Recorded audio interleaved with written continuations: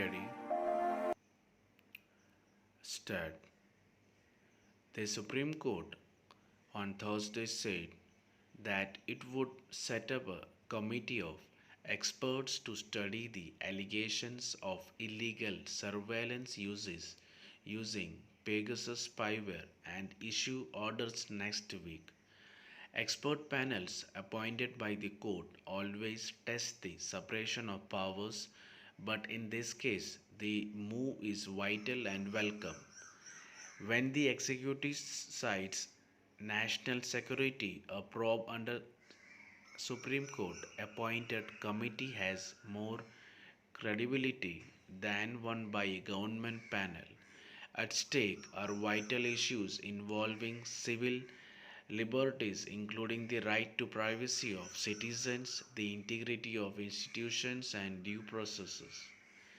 The public is entitled to know, as the court said, whether this spyware has been used by the government by any other method other than permissible under the law.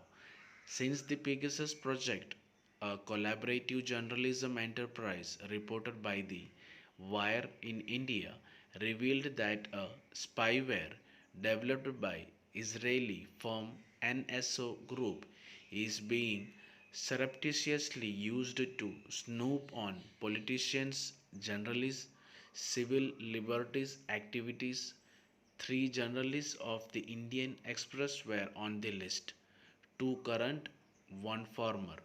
The government has been cagey about clearing the air, though the Minister of the State for Defense told Parliament that his ministry had not carried out any transaction with NSO Group Technologies. The NSO has clarified that it trades only with sovereign governments. Solicitor General Tushar Mehta told the Supreme Court that the government cannot be made to answer whether or not it uses Pegasus spyware. Mehta reasoned that a clarification on this matter by the government would alert terrorists and compromise national security. While the government filed a short affidavit in the Supreme Court, when proceedings began on a clutch of petitions filed by the journalists and the Editors Guild of India, it backtracked from filing a detailed affidavit that it had promised the court. However, the government offered to set up a panel of experts to look into the allegation and submit a report to the court. At every step, the government has cited national security to avoid a discussion on Pegasus. Its refusal to allow a debate on the matter in Parliament resulted in the opposition disrupting the monsoon session.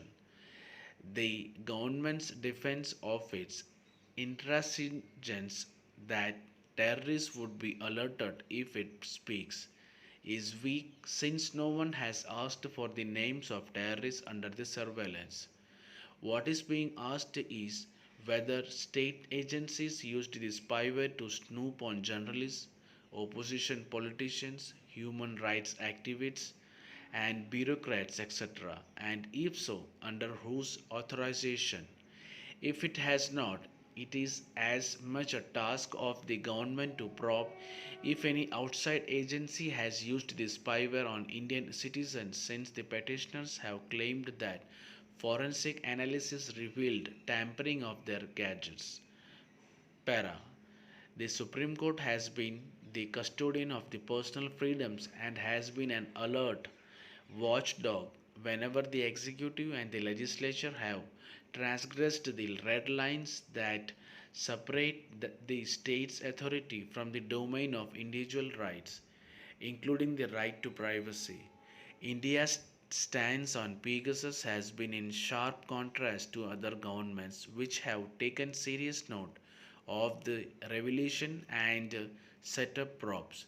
The court has rightly recognized that the likes of Pegasus pose a threat to core values of democracy as well as the autonomy and credibility of institutions and processes.